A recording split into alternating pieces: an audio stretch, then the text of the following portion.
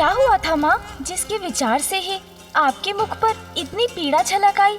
पुत्र, परशुराम जी के माता पिता के साथ एक अत्यंत दुर्भाग्यपूर्ण घटना घटी। जब ऋषिवर द्वारा अपने पुत्रों की परीक्षा लेने के कुछ वर्षों बाद अहंकारी राजा कार्तिवीर्य अर्जुन ने अचानक ऋषि जमदग्नि के आश्रम पहुंचकर अपनी संपूर्ण सेना के लिए भोजन की अनुचित मांग की, किंतु अपने द्वार पर आए अतिथि के रूप में उन्हें स्वीकार कर ऋषिवर और देवी रेणुका ने उनका स्वागत किया एवं उनकी पूरी सेना को भरपेट भोजन भी कराया। उत्तम, अति उत्तम। आइए राजन, आइए।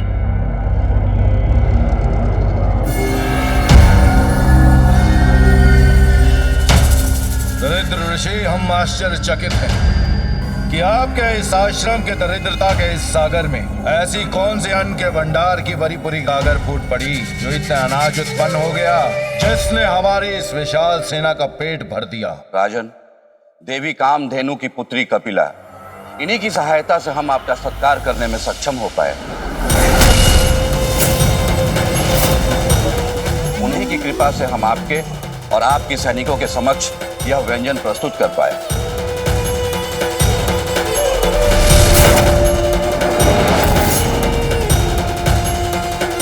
अद्भुत, जो इतनी विपन्नता में भी संपन्नता उत्पन्न करते, मुझे ऐसा लगता है महर्षि कि उसका स्थान यहाँ नहीं बल्कि मेरे महल में है। ईश्वर, आप मुझे इस दिव्य गाय को सौंप दें।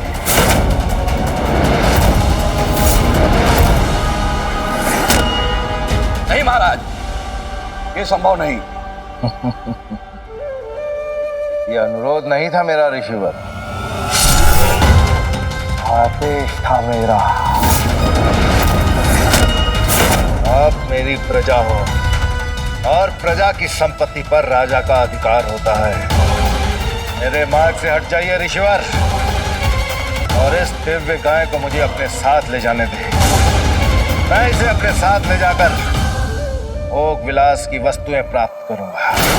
नहीं राजन, प्राण त्याग दूंगा, किंतु दुखियारे और असहाय जीवों की सहायता के लिए स्वयं इंद्रदेव से उपहार स्वरूप प्राप्त देवी कपिला को आप जैसे दुष्ट राजा को कभी नहीं ले जाने दूंगा।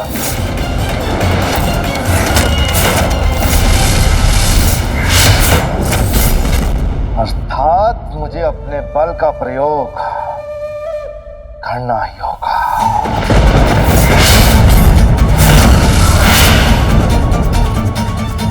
रद्द कर दो इन सबका और इनके इस आश्रम को नष्ट कर दो। नहीं राजन, नहीं, ऐसा अधर्म ना कीजिए, मत करिए ऐसा अधर्म। रेणुका,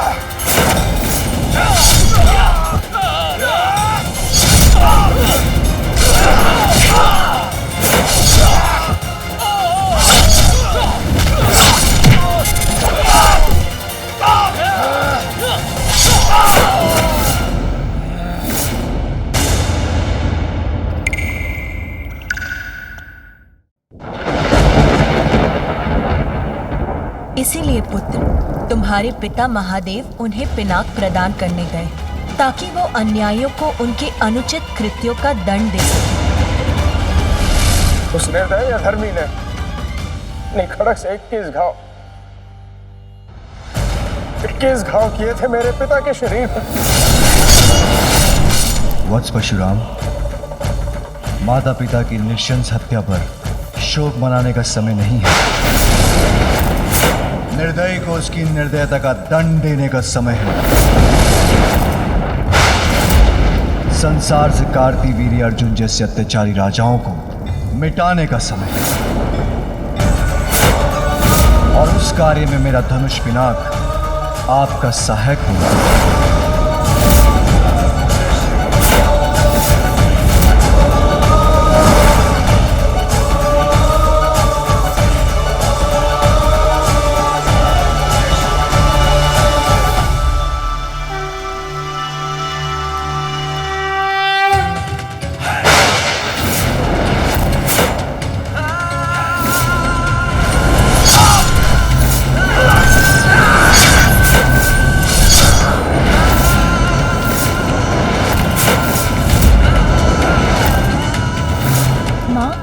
परशुराम जी क्या करेंगे?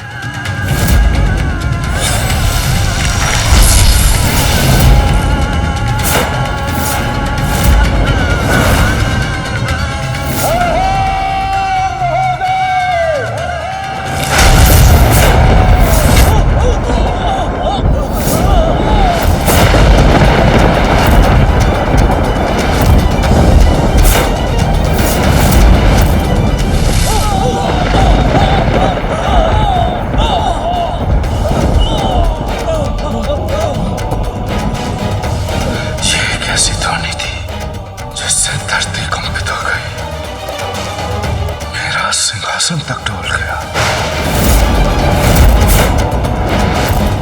माँ, प्रतीत होता है ये तो पिताश्री की पिनाक की टंकार की गूंज है। हाँ पुत्र, तुम उचित कह रहे हो। ये स्वामी के धनुष पिनाक की टंकार है, उनके शिष्य परशुराम की हुंकार है।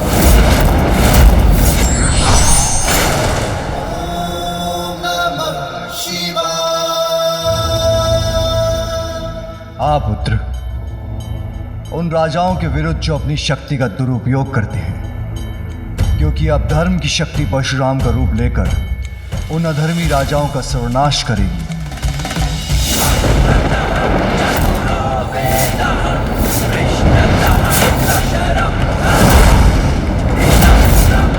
ऋषि जमदग्नि पुत्र परशुराम,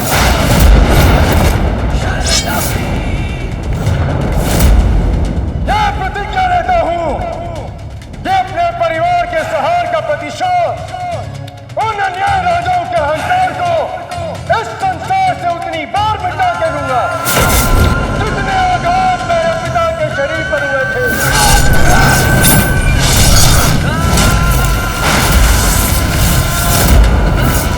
और इस कार्य का प्रारंभ तुम्हारा रथ बहा के करूंगा कार्तिवीर अर्जुन। आक्रमण के लिए तैयार हो जाओ सैनिकों, और मुख्य द्वार को खोलना मत। तुम्हारे द्वार पर तुम्हारा काल तुम्हारी प्रतीक्षा कर रहा है कार्तिवीर अर्जुन।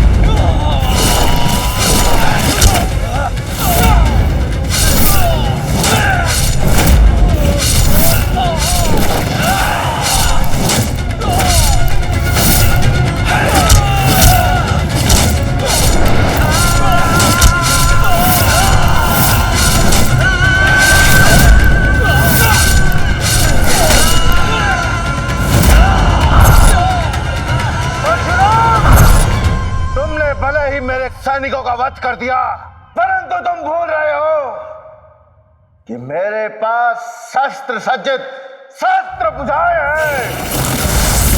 इनसे कैसे बचोगे तुम?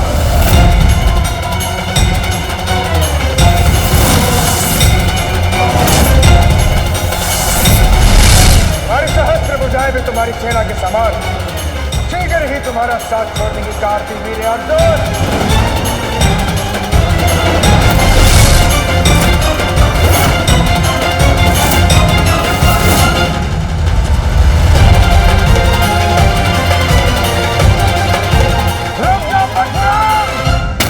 अब भी समय है, अपने बल पर बहुत अभिमान है ना तुम्हें, परंतु आज तुम्हारा वध कर अरे इस अभिमान को भी मैं चूर चूर कर दूंगा। परशुराम, जिस प्रकार आघात से मैंने तुम्हारे पिता का वध किया था, आज उसी तरह मैं तुम्हारा वध करूंगा।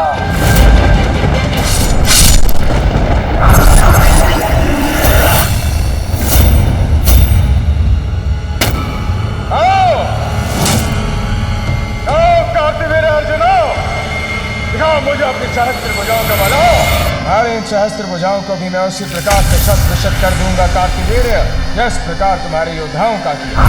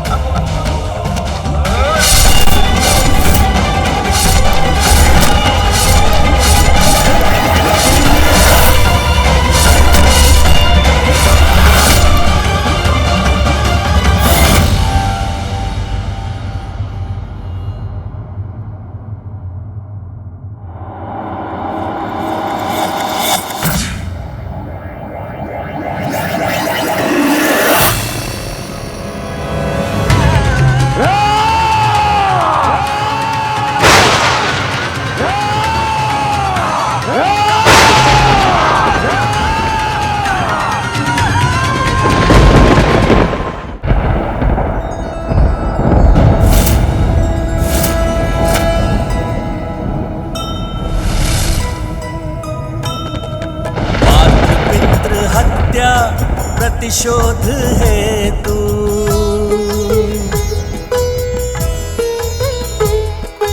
अन्यायी नृप अंत करे प्रभु परशु।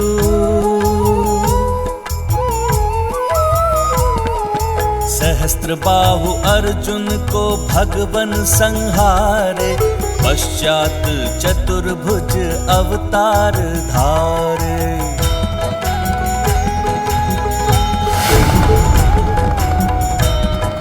अहंकार का घड़ा जब भर जाता है तो वो अहंकारी का विनाश बनकर छलकता है। कदाचित परशुराम जी द्वारा कार्तिवीर्य अर्जुन के सर्वनाश के साथ संसार में दुष्टों का संहार प्रारंभ हो गया है, किंतु इसके साथ ही परशुराम जी द्वारा उन सभी को न्याय भी मिलेगा जिनके साथ अनुचित और अन्याय हुआ है।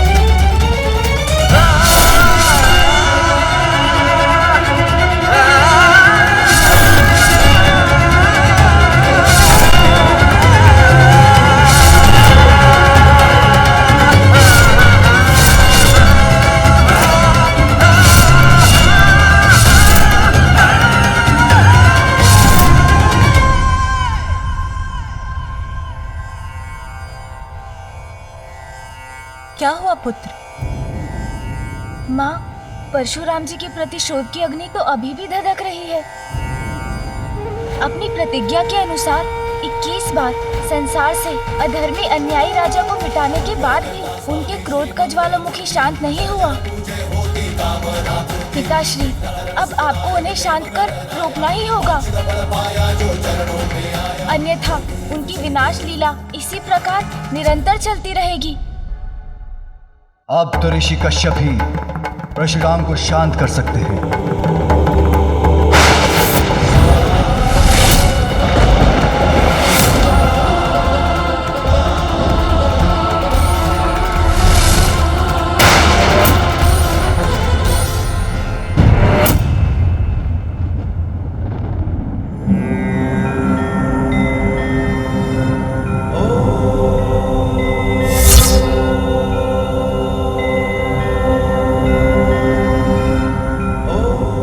कश्यप प्रणाम।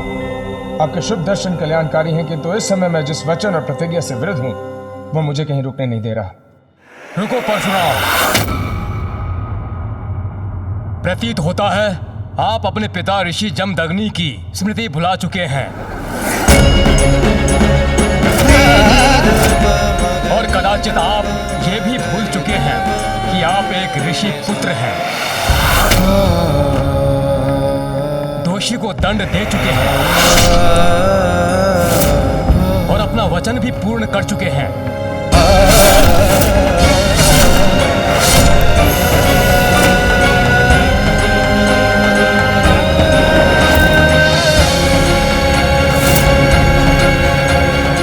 आपका प्रतिशोध तो कभी का पूर्ण हो चुका है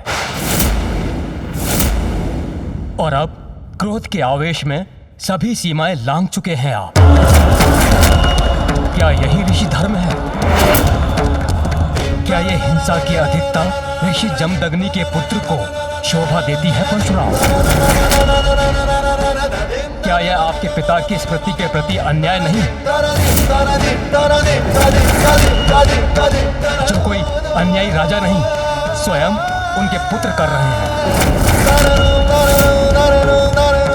जैसे इस भारी युद्ध का अंत किया आपने, उसी प्रकार अपने भीतर चल रहे युद्ध को भी शांत कीजिए परशुराम जी।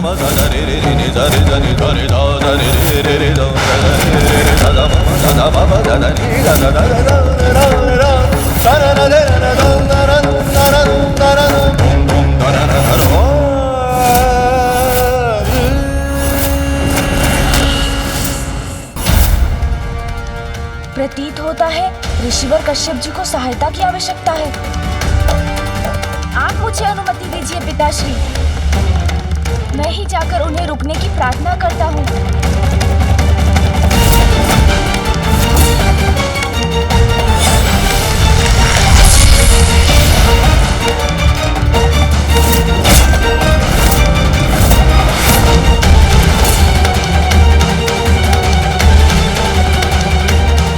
परशुराम का गणेश पर प्रहार, ये कैसा संकट है?